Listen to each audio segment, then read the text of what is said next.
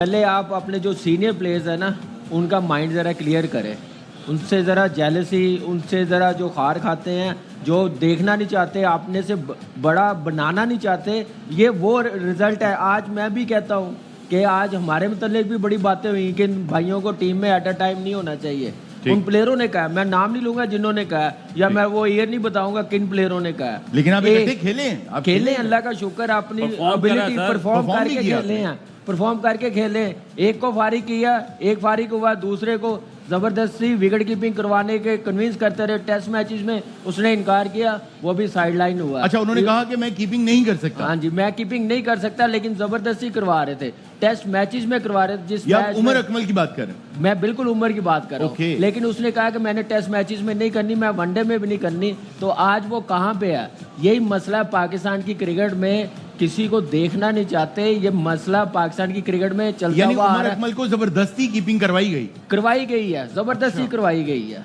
और जबरदस्ती कहा कि दोनों को नहीं रखना टीम में एट अ टाइम। जब हम लोग खेलते थे, परफॉर्मेंस करते थे, उस वक्त तो नहीं कहते थे। जब टीम हारती है, अपनी आपकी इनकी पॉलिसी खराब होती है। क्यों करवाया गया? उमर से क्यों कहा गया कि आप कीपिंग करें जब वो नहीं है कीपर? क्यों किया गया ऐसा? तो ये पूछे ना जिन्होंने कहा था, ये पूछे उनसे कि क्या खार थी कामरान से, क्या प्रॉब्लम थी। Right in the middle of things, तो मैं फ्रॉम हॉर्सेस माउथ जानना चाहता हूं। मुझे एक बात बताएं कि ये सरफराज के साथ भी वर्ल्ड कप में नहीं हुआ, उसको नहीं ले जाना चाहते थे 2015 में, क्या वो इशू बनाया था? मुझे एक बात बताएं, उमर क्या कीपिंग कर सकता था टेस्ट मैचेस में? क्या वनडे में वो कीपिंग कर सकता? जबरदस्ती करवाई गई है, उसको ब्लैकमेल किया गया। क्या आप कीपिंग नहीं करेंगे तो टीम में नहीं होंगे। जनाब अली हेड कोच कौन था उस टाइम पे? सही है, जो कोई भी था, देख लें आप। ठीक, सरफराज को नहीं खिलाना था। अच्छा, तो उमर को बोला तुम विकेट कीपिंग करो। अब एक विकेट कीपर नहीं है, उसकी आप बैटिंग की जो मैच चेंजर है उसकी परफॉर्मेंस आप डामाडोल कर रहे हैं। ठीक, ये वो ऐसा प्रेशर डाला जाता है जो आप लोगों की नजरों में नहीं आता। क्या इंडिया में होता है गिल विकेट कीपिंग करता है? सही, जो जिसकी जॉब है वही करता है ना। हमारे यहाँ जबरदस्ती बनाए जाते हैं। अच्छा, आपने जो बात की है उससे ये पता चलता है कि जानबूझ के मैनिपुलेशन की जाती है। बट माय पॉइंट इज, शायद भाई आपसे मैं पूछना चाहूंगा, मेरा जो सवाल है, अगर आप उसको समझ पाए कि मैं एक प्लेयर हूं, आई एम अ बैट्समैन और मैं वहां खेल रहा हूं। जब मैं खेल रहा हूं और मैं 50s भी कर रहा हूं, सेंचुरीज भी कर रहा हूं, टीम को जिता भी रहा हूं, फिर एक वक्त आता है मैं आउट ऑफ फॉर्म चला जाता हूं। आउट ऑफ फॉर्म जाना जो है वो मैनिपुलेशन से तो नहीं हो सकता।